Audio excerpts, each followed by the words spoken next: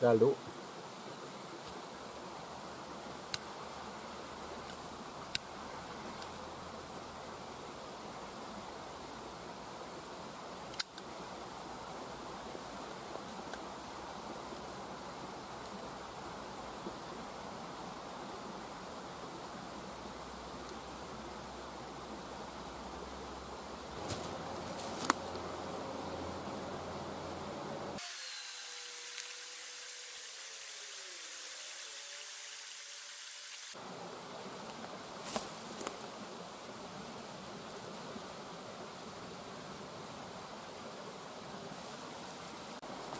Welcome back to the channel, and in this video I'm going to give you a refresher on feather sticks.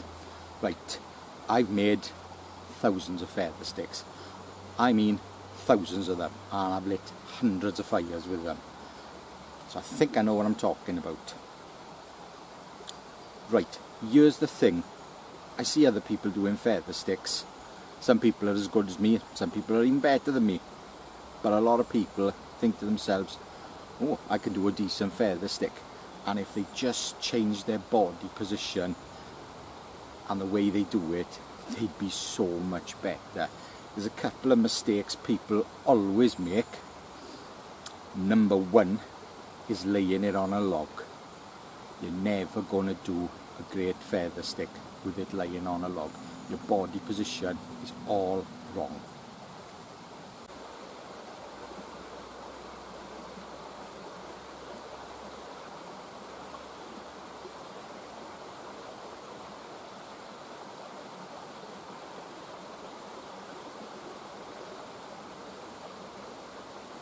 Here's the thing, you're putting it on a log, you're pushing down, you're using far too much force. Making good feather sticks isn't about force. If you're going to make kindling feather sticks, where they're like big thick ones, if you're somewhere where there's, you know, very few twigs, and you may have a lighter or a match or something, you don't need to make really fine ones, and you can just make really big ones. Well, that's okay, just, you know, give it hell. You can push hard because you're not making curls, you're just making kindling. But if you want to make nice curls, body position. Sitting down, like I am now, kneeling down, and you can even do it standing up. It's all about keeping your body stiff. Now you can do this, you can move the stick, or you can move the knife. Don't do them between your legs because there's too much wobble. I know this may sound a bit strange, but I know what I'm talking about.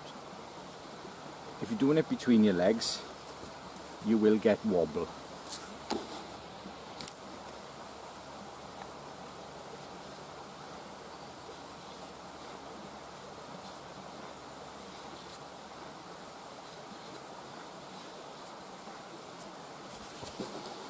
Can you see the stick moving?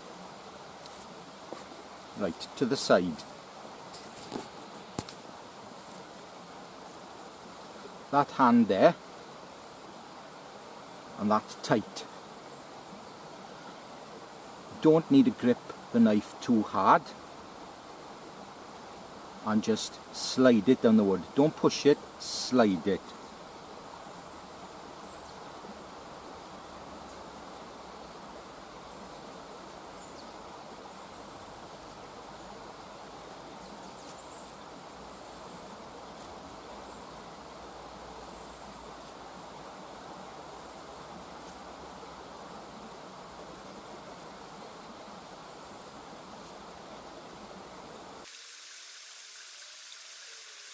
Turn the stick as you go, just gently, so you're always going on a different edge. Just think to yourself now, if you're doing carpentry work, you don't plane something, you don't hold that piece of wood in your hand and just plane it like that, do you? No. You put that in a vise and you take the plane over it. It's the same thing. That needs to be steady. Granted, there's a little bit of wobble the way I'm doing it now, but nowhere near when it's between your legs and you're not putting the force when you're pushing down.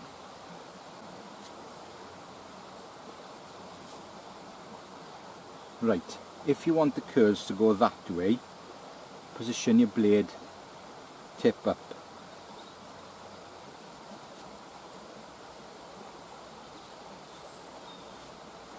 If you want to go that way, tip down.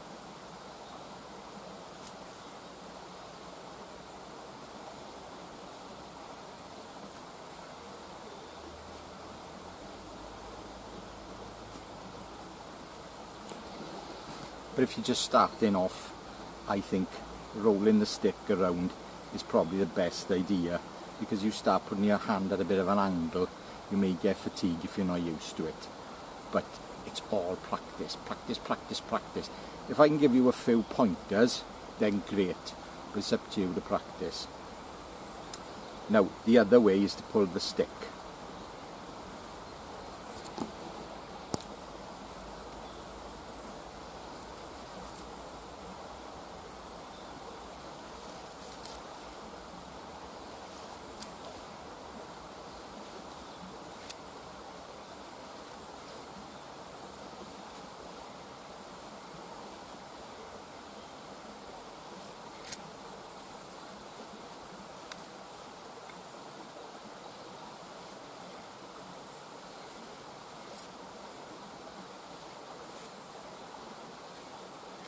Now, a variation of the theme is to put your knife in a log and to pull the stick. Now, I have found with a Scandi grind that doesn't work. You dig in too much. It's quite difficult. If you're good at it, great. But I can't do it. I just can't get the hang of it. Not so bad with a different grind. If you're using a thick convex grind, then yeah, it's pretty good. But who carries a big huge knife these days? Not many people. I don't think I've taken a huge knife out, you know, something with a big convex grind for a while. I'm a bushcraft knife kind of guy, but I do like big knives, mine, I gotta be honest. They have their place. But yeah, so there's a few pointers. Now, we talk about grinds. This is a steep zero Scandi. This is what I make personally. The shallower the grind, the more you will dig in. Simple geometry. If that grind is shallow, so when I say shallow, I mean it's coming up there more, you will dig in more. The steeper the grind, there is a point where the grind gets too steep, and some of the early TBS from the bushcraft stone knives, they were far too steep. And early air-right Sheffield bushcraft knives, they were too steep as well. I do get a few people saying that mine are too steep, but I don't think they are. Not for shaving wood. So there's a couple of tips for you. Right, standing up. Standing up is a bit more difficult, but if you think about it, if you're somewhere cold and you're standing in a foot of snow and you've got to get that fire going, You can't really sit down, can you? Unless you sit on your sled or sit on your pack. But I think being able to do it standing up is a good skill. Same again, down and to either side. I'm right-handed, so I'll go to my right side. And this is where the pulling the stick comes into its own.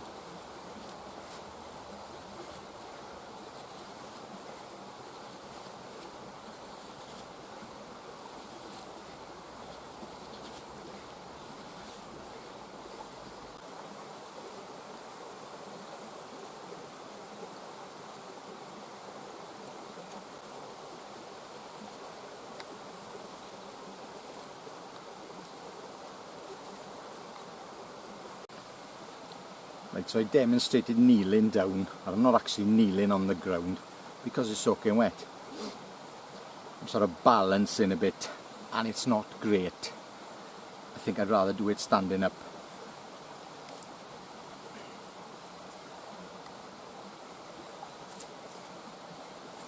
So my preferred method is holding it to the side while you're sitting and moving my arm. Moving the stick's okay, but I prefer to move my arm.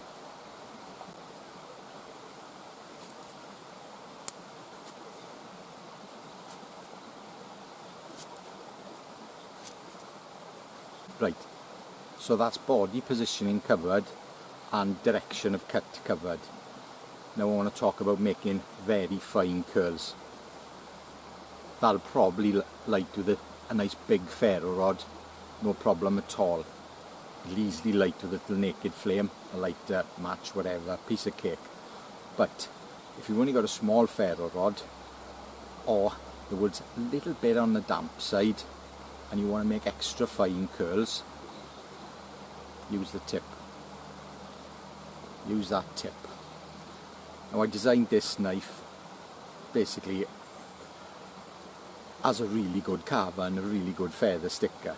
Obviously a proper carving knife with a very thin blade is going to be better for carving, but I like an all-rounder. So that's what this knife basically was designed for. Tip.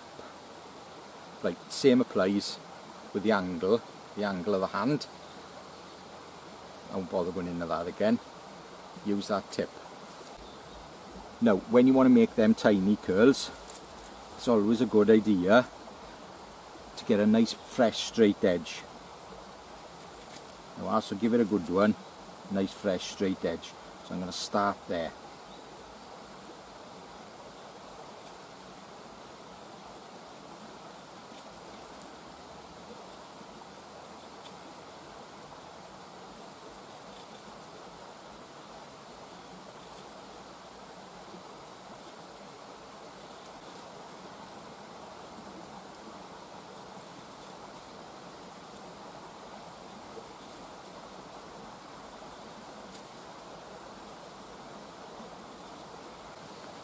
And that's where you learn knife control.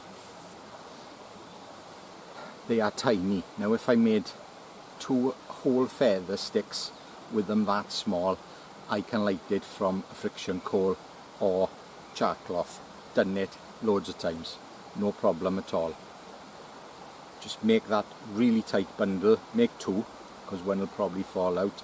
Put them next to each other, drop the coal in, blow, give them a wave, and it will go up. So you can make your own friction fire tinder with feather sticks as long as they're fine. Well, I think that covers everything. The previous video I did on this a few years ago, I went into selection of timber and all that business. I won't bother doing that again. I just wanted to get it out there about how important body positioning is to make feather sticks.